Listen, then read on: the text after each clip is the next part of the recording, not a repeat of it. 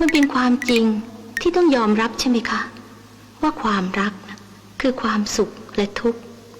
มันเหมือนเงาซึ่งคอยวิ่งหนีเราเวลาเราวิ่งตามแต่เมื่อเวลาเราต้องการจะหนีมันกลับวิ่งตามเราแต่เราจะจับความรักให้อยู่กับเราตลอดไปนะเราจะทำได้เพียงครั้งเดียวค่ะในชีวิต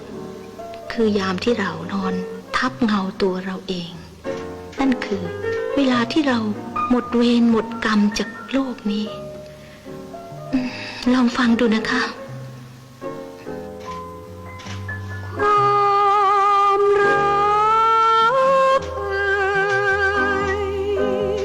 เจ้า